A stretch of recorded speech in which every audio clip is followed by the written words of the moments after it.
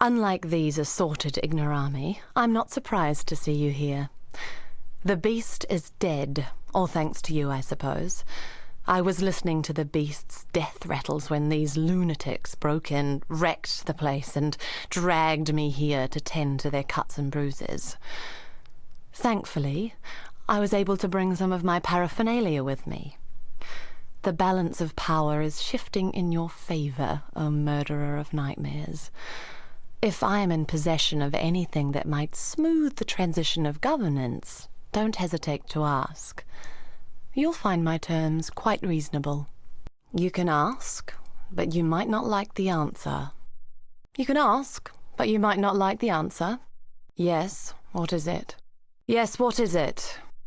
Yes, what is it? Hello. Hello. Hello. Now, where was I? Now, where was I? Tootles. Tootles. Farewell. Farewell. Farewell. In contrast to the company she keeps, Lani has quite an astute mind. I put it down to that Oriathan education she's managed somehow to procure. Whilst quelling whatever resistance you might meet in this noble coup of yours, you'd be well advised to look to Lani for counsel. She'd make the finest of advisers, second only to myself, of course. Some time ago, I fabricated a device able to sense and amplify the corrupt murmurings of Rayclast, a miasmeter. I listened to those whispers for years, lingering beyond sane comprehension. And then the scream. Such profound agony that my mind was nearly sundered by its percussion. I thought another cataclysm might be upon us. But no, it was you, slaying the beast.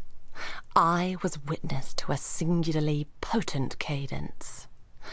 This corruption, I am convinced that it holds the very key to our human history, and with it, our very existence.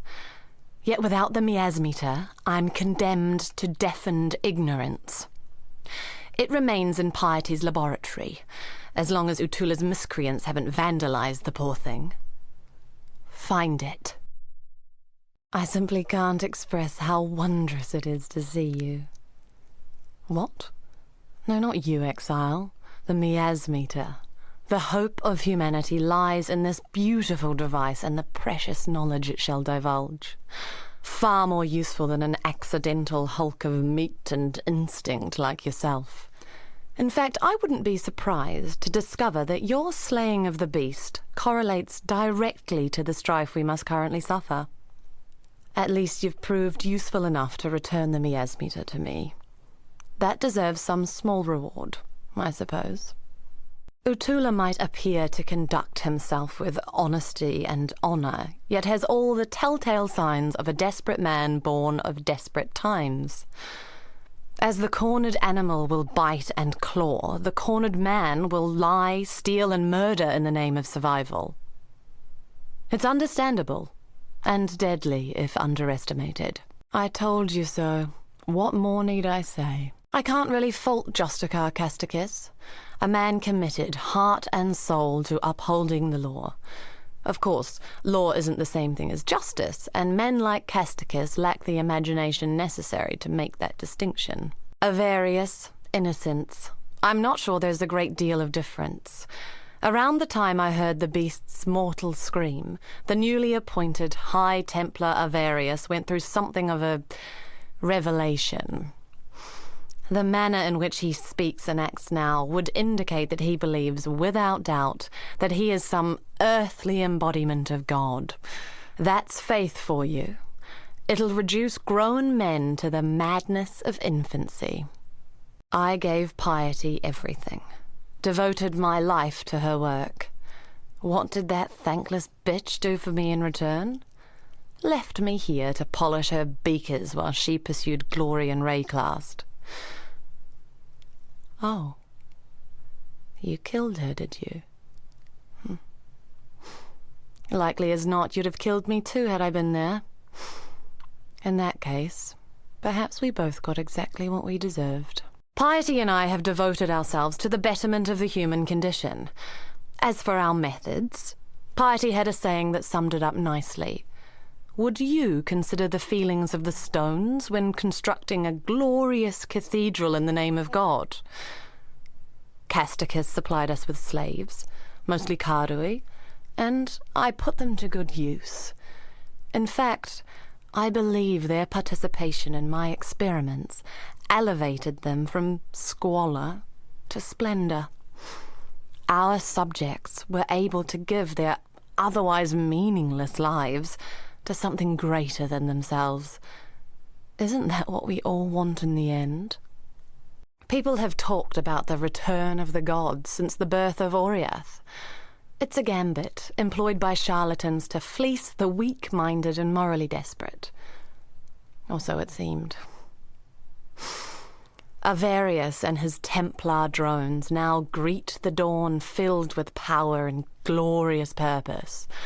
Kitava has risen from whatever ethereal cesspit he's been hiding in for the last few millennia. So what let the cats out of their proverbial bags? I'm a scholar, not a prophet. Yet there's one occurrence that absolutely reeks with evidential causality. You killed the beast. You really don't have a strong grip on cause and effect, do you? Things replace other things. It's the most fundamental of laws.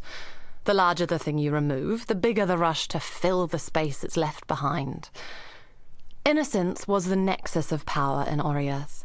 Remove him and something of equal or greater power was always going to take his spot. Any idiot could have predicted that Kitava was going to be that something. Unless, of course, you thought it was going to be you. Bannon claims that a god now lives inside his head and talks to him. What's more common, divine possession or insanity? I'll leave you to calculate the odds. The sign of purity, yes, a discry staff that Piety sent me to study at one point. Apparently it was a gift from innocence to the first High Templar, Maxarius. Dominus couldn't even bear to touch the thing, so he had it locked up in the ossuary. Quite reactive behaviour for a man of such formidable intellect, yet now it's making a little more sense. The staff was certainly able to conduct and store energy, yet remained inert when I applied corruption to it. It must only respond to divine energy, and with corruption and divinity being diametrically opposed, it's no wonder that my experiments failed to excite the thing. Meaning, if the sign of purity is a repository for the power of innocence, Dominus could never have wielded it, being steeped as he was in the opposing power of the beast. You, though, you're a different matter entirely. Dominus adopted Chittis Cathedral as his personal laboratory. He decked it out with everything his miraculous mind could conceive of. His great work in Sane, that which you destroyed, it all began there. Kitava is a primal deity, forged from the most fundamental of human desires, hunger, the simple act of craving that which we cannot yet consume. To defeat Kitava is to squeeze the very heart of human nature into stillness. You don't think you can do that? I suppose we'll see, won't we?